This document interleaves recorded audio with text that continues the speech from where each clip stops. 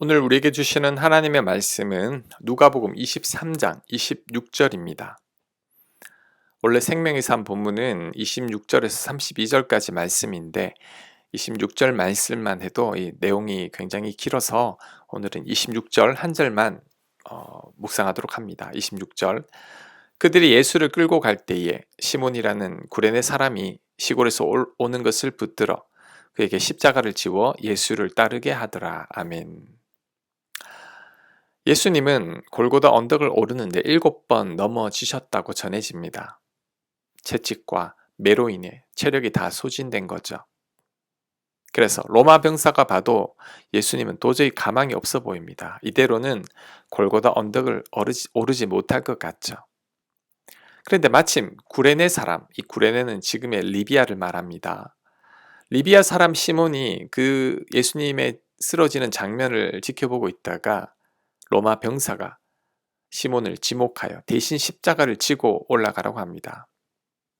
당시에는 로마 군인이 시키면 다 해야 합니다.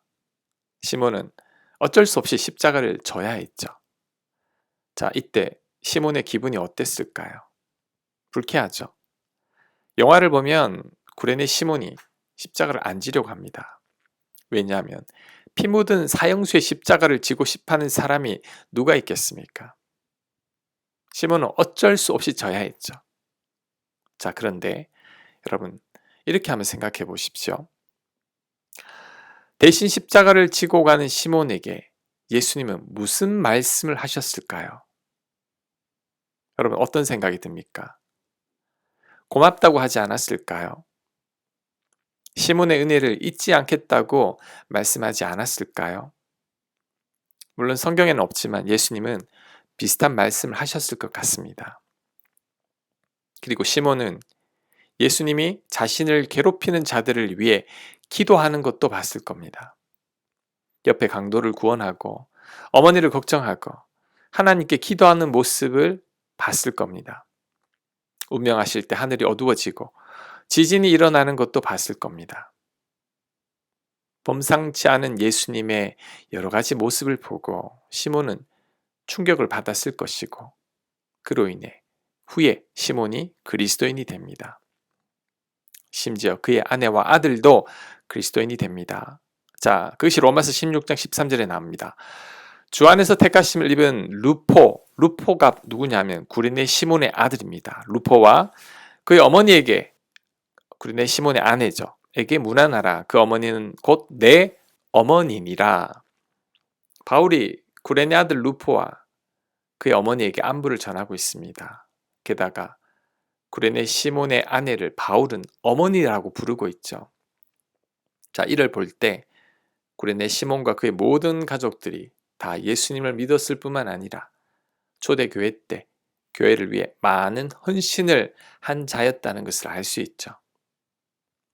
하나님께서 은혜를 더한 것입니다. 이런 상상을 또 한 번 해봅니다. 구레네 시몬이 나중에 예수님을 영접하고 나서 그가 자신이 한 일을 깨달았을 때 어땠을까요? 자신이 예수님의 십자가를 대신 지고 갔다는 것을 알았을 때 시몬이 어땠을까요? 저는 시몬이 너무 감격해서 울었을 것 같습니다. 처음에는 예수님이 져야 할 십자가를 자신이 대신 졌다고 불쾌해 했을 겁니다. 하지만 알고 보니 그게 아니었죠. 원래 자신이 져야 했던 십자가입니다. 오히려 자신이 져야 했던 십자가를 예수님이 대신 지셨죠. 자신이 받을 벌을 예수님께서 대신 받으셨습니다. 자신이 죽어야 했는데 예수님께서 대신 죽으셨죠. 시몬이 이 사실을 깨닫고 얼마나 울었을까요? 그리고 얼마나 영광스러웠을까요? 구레네 시몬은 예수님의 십자가 고난에 동참했던 유일한 사람입니다. 그 어느 누구도 예수님의 고통에 동참하지 못했습니다. 구레네 시몬이 유일하게 예수님의 고통을 잠시나마 들어준 사람이죠. 예수님이 십자가 고난을 당하면서 가장 고마운 사람이 누굴까요? 구레네 시몬이죠. 예수님이 가장 힘들 때 도와준 유일한 사람입니다. 예수님의 모든 제자들은 예수님을 다 버렸습니다. 자신만만하던 베드로는 배신하고 저주했죠. 그런데 구레네 시몬은 가장 무거운 십자가를 대신 지고 갔으니 예수님께서 얼마나 고마웠을까요? 그래서 저는 세상에서 제일 부러운 사람이 구레네 시몬입니다. 왜냐하면 예수님을 유일하게 도운 사람이기 때문이죠. 제가 2000년 전 과거로 가서 골고다 언덕에 서게 된다면 어떨까를 생각해 본 적이 있습니다. 그런데 내가 예수님 앞에서 아무것도 할 게 없습니다. 제가 대신 십자가를 질 수 없습니다. 왜냐하면 제가 대신 십자가를 지면 인류가 구원을 받지 못하기 때문입니다. 예수님은 반드시 고난을 받아야 하고 반드시 벌을 받아야 하고 반드시 우리 대신 죽어야 합니다. 그래야 우리가 구원을 받을 수 있기 때문이죠. 그렇게 따지면 예수님께서 고통 가운데 십자가에서 죽어 가시지만 우리가 예수님을 위해 할 수 있는 게 아무것도 없습니다. 그런데 구레네 시몬은 예수님을 위해 십자가를 대신 졌죠. 주님의 고통을 잠시나마 같이 나눈 사람이죠. 그래서 저는 구레네 시몬이 가장 부럽습니다. 제가 그 역할을 감당할 수 있었으면 얼마나 좋을까요? 예수님 어깨를 부축해 드리고 싶습니다. 잠시나마 그 십자가를 지고 가면서 목 놓아 울고 싶습니다. 그리고 예수님 곁에서 감사하다는 말을 꼭 하고 싶습니다.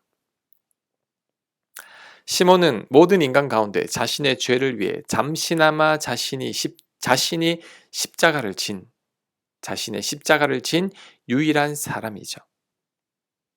그는 누가 자신의 죄로 인해 자신의 십자가를 졌습니까? 아무도 없습니다.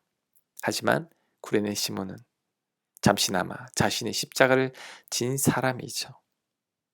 시몬은 주님을 위해서 고난을 함께 나누었습니다. 얼마나 복된 일입니까? 그런데 감사한 것은 여러분 아직도 늦지 않았다는 겁니다. 예수님의 고난을 지금 이 시대를 살고 있는 우리가 나눌 수 있는 방법이 아직 있습니다. 그게 뭘까요? 골로새서 1장 24절에 그 답이 나옵니다. 자, 1장 24절.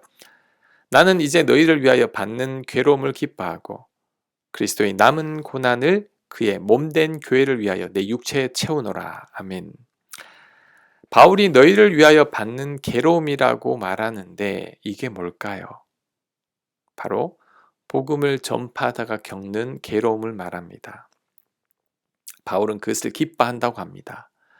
왜요? 그것이 예수님의 남은 고난을 채우는 것이기 때문이죠. 복음을 전하고 교회를 위해 헌신하는 것이 예수님의 남은 고난을 육체에 채우는 것과 같은 겁니다. 그렇다면 지금 우리가 예수님의 남은 고난을 우리가 대신 채울 수 있습니다. 그게 바로 하나님 나라를 위해 애쓰는 거죠. 복음 전파를 위해 노력하는 겁니다. 내 곁에 힘들고 연약한 자들, 어려운 자들을 돕는 거죠. 이런 행동들이 바로 예수님의 남은 고난을 채우는 것입니다. 골로새서 말씀을 꼭 기억해야 합니다. 비록 우리가 구레네 시몬처럼 예수님의 고난에 동참하지는 못했지만 그래도 예수님을 위해 할 수 있는 일이 있습니다. 예수님의 남은 고난을 우리가 채울 수 있습니다. 그러니 여러분 남은 인생은 나만을 위해 살지 말고 나를 위해 십자가에 달리신 예수님 위해 살기를 바랍니다. 나를 위해 죽기까지 하신 그 은혜를 갚는 마음으로 살아야 합니다. 이렇게 살아가는 것이 바로 예수님의 고통스러운 십자가를 구레네 시몬처럼 같이 지는 것입니다. 그렇게 살아가는 여러분들 되시길 바랍니다. 자, 그리고 한 가지만 더 묵상해 보겠습니다. 구레네 시몬의 아내와 아들 루포가 초대교회 때 하나님께 귀하게 쓰임을 받게 되었는데 그 이유가 뭘까요? 그 원인이 어디 있을까요? 물론 아버지 구레네 시몬이 예수님의 십자가를 대신 졌기 때문에 하나님께서 복을 주셨을 것입니다. 그런데 제가 얼마 전에 예수님에 관한 영화 패션 오브 크라이스트, 아주 유명한 영화죠. 그 영화를 보게 되었는데 그때 구레네 시몬이 눈에 들어왔습니다. 그때 등장하는 구레네 시몬은 혼자가 아니라 아내와 아들 루포가 같이 있었습니다. 시몬이 아내와 아들과 함께 길을 가다가 로마 군사에 의해 예수님의 십자가를 대신 지게 된 거죠. 그렇다면 시몬의 아내와 아들 루포는 예수님의 마지막 순환을 시몬과 함께 목격한 자들입니다. 시몬이 만나고 경험한 예수님을 아내와 아들도 같이 경험했다고 할 수 있습니다.